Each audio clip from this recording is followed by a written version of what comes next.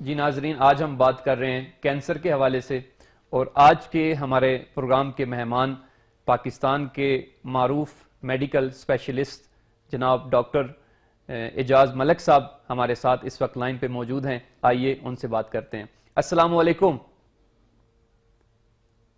وعلیکم السلام جناب ڈاکٹر اعجاز ملک صاحب، آپ کو پروگرام نسیم زندگی میں خوش آمدید کہتے ہیں اور آپ کا شکریہ ادا کرتے ہیں کہ آپ نے اپنے قیمتی اوقات میں سے ہمارے پروگرام کے لیے وقت نکالا اور پروگرام میں شریک ہوئے۔ آج ہم کینسر کے حوالے سے بات کر رہے ہیں، تو سب سے پہلے میں یہ پوچھنا چاہوں گا کہ کینسر کی جو وجوہات ہیں وہ کیا کیا اس میں چیزیں شامل ہیں، یا کون سی وجوہات آپ بیان کریں گے کینسر کی؟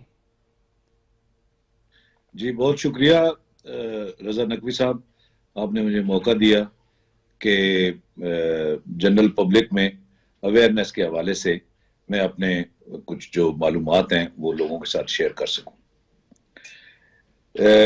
آپ نے جو یہ کینسر کی وجوہات کے بارے میں سوال کیا ہے، اس میں کافی قسم کی وجوہات ہیں۔ اس میں ایک کو ہم کہتے ہیں جینیٹک یا موروثی۔ یہ اس طرح کا جو کینسر ہوتا ہے وہ عام طور پہ بچپن میں یا چھوٹی عمر میں ظاہر ہو جاتا ہے۔ اس میں بلڈ کینسر اور گردے کا کینسر، اس طرح کی چیزیں، اس طرح کے کینسر شامل ہیں۔ اس کے علاوہ پھر جو مختلف اعضاء ہوتے ہیں ان کی اپنی اپنی وجوہات ہیں۔ جس طرح کہ مثلا کچھ لوگ نسوار رکھتے ہیں تو ان کے اندر منہ کا اور زبان کا کینسر ہو سکتا ہے۔ پھر انہی لوگوں میں وہ کیونکہ نسوار کا جو اثر ہے وہ نیچے بھی جاتا ہے تو خوراک کی نالی کا کینسر ہو سکتا ہے۔ اسی طرح اگر لوگ سگریٹ پیتے ہیں تو ان میں پھیپھڑوں کا کینسر ہو سکتا ہے۔ اور پھر جس طرح جو فیئر یعنی گوری جلد والے لوگ ہوتے ہیں مغرب میں، وہ سورج سے مختلف اوقات میں جب ایکسپوجر ہوتا رہتا ہے اور وہ اگر احتیاط نہ کریں کا کینسر ہو سکتا ہے۔ تو ہے مختلف یعنی کینسر کی اپنی اپنی وجوہات۔ جنرلی جو ہے جس طرح کہ مثلا ہمارے کلائمیٹ چینج آ رہی ہے اور پولوشن بڑھ رہی ہے تو یہ بھی کینسر کی جو وجوہات ہیں ان میں کنٹریبیوٹ۔ اچھا، اس میں ڈاکٹر صاحب یہ پوچھنا چاہیں گے کہ کینسر کا جو مثلا اس سے بچنے کے جو طریقے ہیں، آپ کیا سمجھتے ہیں کون کون سے طریقوں سے جو ہے وہ انسان کینسر سے بچاؤ کر سکتا ہے؟ جی اس میں ایک جو جنرل تبدیلی آ رہی ہے دنیا کے ماحول میں، اس میں سارے ممالک مل کے اپنا حصہ ڈال سکتے ہیں اور پولوشن کو کنٹرول کر سکتے ہیں، جس میں یہ جو گاڑیوں کے ایگزاسٹ ہیں اور دھواں ہے اور اس طرح ایک جنرل جو کینسر پیدا کرنے والا جو ایک عوامل ہیں وہ عمومی طور پہ کم ہو جائیں گے۔ دوسرا پھر یہ ہے کہ ہم نے مثلا سموکنگ، جس طرح کہ دنیا میں آج کل سگریٹ کی جو ڈبی ہیں ان کے اوپر بھی لکھا ہوتا ہے کہ بھئی یہ کینسر کر سکتا ہے، اس وجہ سے اس سے بچیں۔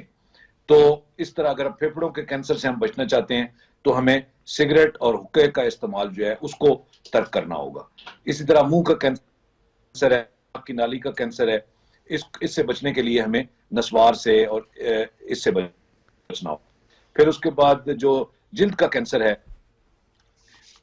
اس میں جو فیئر سکن والے لوگ ہیں، جو گوری سکن والے لوگ ہیں، انہیں چاہیے کہ وہ زیادہ تر اوقات میں اپنے جو ظاہری حصے ہیں، ایکسپوزڈ پارٹس ہیں، ان کے اوپر سن سکرین لوشن کا استعمال کریں تاکہ جو سورج کی جو شعاعیں ہیں، الٹرا وائلٹ ریز جو ہیں، ان کا اثر کم سے کم جلد پہ پڑے۔ تو اس طرح مختلف جو موروثی کینسر ہے ان کو ہم اس طرح کنٹرول نہیں کر سکتے، لیکن یہ ہے کہ اگر جینیٹک کاؤنسلنگ ہو، مثلا ایک فیملی میں پہلے سے چل رہا ہے تو اس طرح وہ شادی کرتے وقت اور کزن میرجز کو ڈسکریج کر کے ان موروثی جو کینسرز ہیں ان سے پھر بچا جا سکتا ہے۔ ورنہ پھر عمومی تبدیلی کر کے اور مختلف اعضاء کے جو کینسر ہیں ان کو ان کے اپنے اپنے جو پرہیز ہے کر کے اس سے کینسر سے بچا جا سکتا ہے۔ اچھا، اس میں ڈاکٹر صاحب کینسر کے علاج کے حوالے سے بھی ہم چاہیں گے کہ آپ ہمارے ناظرین کی رہنمائی فرمائیں کہ اس کا علاج جو ہے وہ کس طرح کیا جا سکتا ہے، مختلف کینسرز کا علاج کس طرح کیا جا سکتا ہے؟ جی کینسر کے علاج میں تین جو موڈیلٹیز ہم ان کو کہتے ہیں، تین طریقہ علاج ہیں. ایک تو سرجری ہے، آپریشن، پھر اس ریڈیو تھراپی ہے، پھر اس کے بعد کیمو تھراپی ہے. تو جو سرجری ہے وہ سب سے بہترین طریقہ ہے جبکہ کینسر کو ہم جلدی تشخیص کر لیں.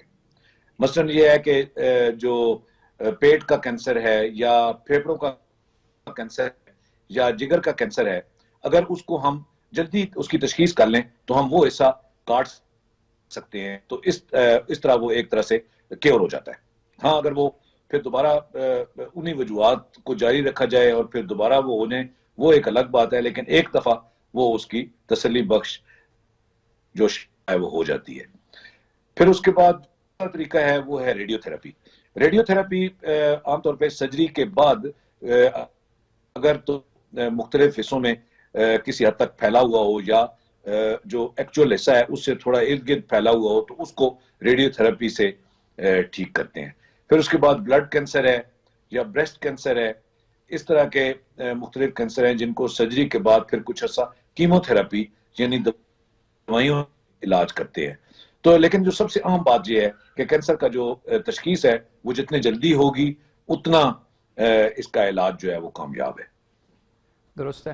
اچھا، اس میں ڈاکٹر صاحب میں یہ بھی پوچھنا چاہوں گا کہ آپ چونکہ ڈاکٹر ہیں، آپ کا شعبہ بھی یہ ہے، تو آپ کو کیا محسوس ہوتا ہے کہ ہمارے موجودہ معاشرے کے اندر کون سا کینسر جو ہے وہ زیادہ اس وقت پایا جاتا ہے، اور آپ لوگوں کو کیا نصیحت کرنا چاہیں گے کہ ایسے کینسر کے جو خصوصاً جان لیوا بھی ثابت ہو سکتے ہیں یا ان کی شرح ایسی ہے کہ وہ انسان کے لیے خطرناک ہیں، تو اس حوالے سے آپ کیا نصیحت بھی کریں گے؟ اور پہلے اس حوالے سے بھی ہم چاہیں گے آپ گائیڈ تھوڑا کریں.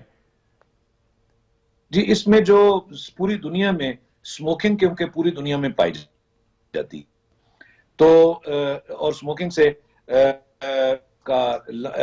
اس کا پھیپھڑوں کا کینسر ہو سکتا ہے.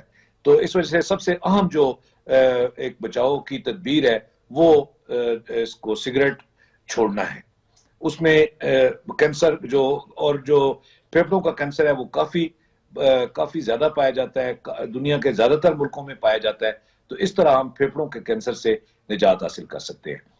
اس کے بعد پھر جگر کا جس طرح کینسر ہے وہ ہیپاٹائٹس بی اور سی کی جو بیماری جس کو ہم کالا یرقان کہتے ہیں یا کرونک ہیپاٹائٹس کہتے ہیں، اس کا اگر علاج بر وقت کر لیا جائے تو اس طرح جگر کے کینسر سے نجات جو ہے وہ ممکن ہے.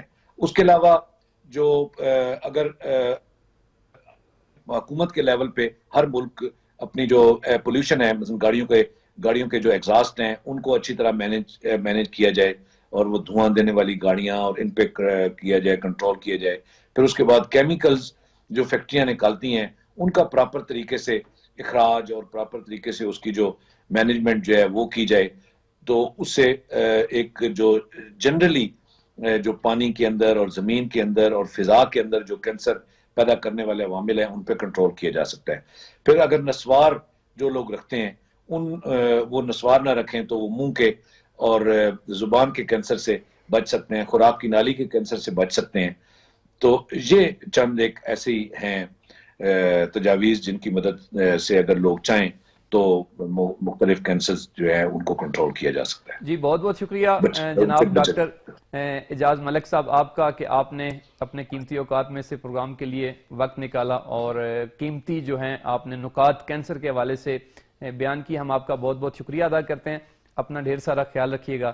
خدا حافظ. جی بہت شکریہ. میں بھی نسیم زندگی جو آپ کا چینل ہے اس کا شکر گزار ہوں کہ انہوں نے مجھے موقع دیا کہ میں اپنے خیالات کا اظہار کر سکوں. بہت شکریہ. اپنا ڈھیر سارا خیال رکھیے گا. خدا حافظ. جی ناظرین، معروف میڈیکل اسپیشلسٹ پاکستان کے جناب ڈاکٹر اعجاز ملک صاحب ہمارے ساتھ لائن پہ موجود تھے اور کینسر کی علامات کے حوالے سے، اس کی وجوہات کے حوالے سے اور اس سے بچنے کے طریقوں کے حوالے سے ہمارے ساتھ گفتگو کر رہے تھے. ناظرین یہاں پر ویڈیوز کا سیگمنٹ تمام ہوتا ہے. آپ پیغامات بھیج سکتے ہیں ہمارے واٹس ایپ نمبر پہ جو کہ +989021400423.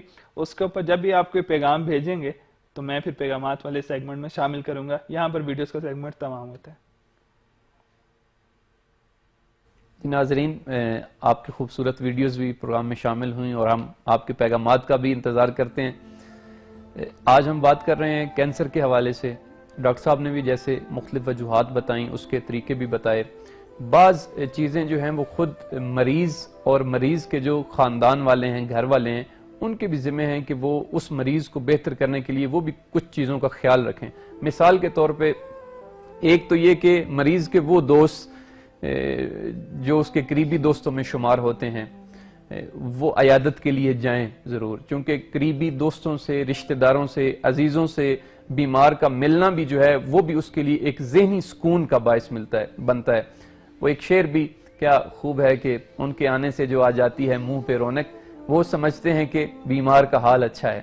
تو اس میں واقعاً صداقت ہے اس شعر کے اندر بھی، کہ جب انسان بیمار کو ملنے جاتا ہے اور ایسا دوست کہ جو اس کا قریبی دوست شمار ہوتا ہو یا رشتہ داروں کے اندر ایک ہم مزاج اس کا رشتہ دار ہو، تو اس کے ملنے سے بھی جو ہے وہ بیمار کا حال جو ہے وہ بہتر ہو جاتا ہے۔ پھر دوسرا یہ کہ جب آپ کینسر کے بیمار کو ملیں یا ویسے بھی ایک کوئی سیریس بیمار ہو، تو اس سے ملتے ہوئے آپ مؤثر گفتگو کریں، ادھر ادھر کی باتیں نہ کریں۔ بعض لوگ یہ بھی ہوتا ہے کہ جب بیمار سے ملنے جاتے ہیں تو اپنی غیر تجربہ کاری کی بنیاد پہ مختلف علاج بھی بتانا شروع کر دیتے ہیں یا مختلف لوگوں کے حوالے دینا شروع کر دیتے ہیں۔ فلاں شخص تو اس بیماری میں مبتلا تھا، وہ بچا نہیں ہے، اب پتہ نہیں کیا ہوگا، اللہ تعالیٰ ہی ہے، رحم کرے فلاں۔ مایوسی کی باتیں کرتے ہیں بیمار کے سامنے بیٹھ کے، یہ باتیں نہیں ہونی چاہیے۔ پھر اسی طرح جو خود بیمار کی عیادت کرنے والے لوگ ہیں یا خود اس کے جو اٹینڈنٹ ہیں جو ان کے ساتھ ہوتے ہیں، گھر والے لوگ ہیں، ان کو بھی چاہیے کہ وہ بیمار کو بیماری کے جو مراحل ہیں یا اس کے علاج کے حتی مراحل ہیں وہ بیان نہ کریں۔ ڈاکٹروں کی طرف سے بھی یہ تشخیص ہوتی ہے کہ ممکن ہے بعض دفعہ بہت سیریس بیماری ہو تو آپ مریض کو نہ بتائیں کہ وہ اتنا سیریس حالت میں موجود ہے، بلکہ آپ مریض کو حوصلہ دیں کہ ڈاکٹر نے کہا ہے کہ آپ کی بیماری جو ہے وہ کنٹرول ہو گئی ہے اور آپ بہت جلد ہاسپٹل میں ہیں تو ڈسچارج ہو جائیں گے، یا اگر گھر میں بھی شفٹ ہیں تو آپ انہیں حوصلہ دیں کہ ڈاکٹر نے کہا ہے کہ جلد ہی آپ کی بیماری جو ہے وہ بہتر ہو جائے گی۔ تو ایک حوصلے والی گفتگو جو ہے وہ بھی ضرور بیمار کے ساتھ کرنی چاہیے۔ اسی طرح آپ بیمار کی جو خوراک ہے اس کا خیال رکھنا بہت ضروری ہے۔ بعض دفعہ ایسی چیزیں کہ جو بہت ضروری ہیں ان کا خیال عموماً بیمار لوگوں کے لیے نہیں رکھا جاتا۔ ان کی جو خاص خوراک ڈاکٹر تجویز کرتے ہیں وہ بھی ایک دوا کے طور پہ انسان کو یا گھر والوں کو لینا چاہیے کہ اس کا خاص خیال رکھا جائے، تو یہ بھی بہت ضروری ہے۔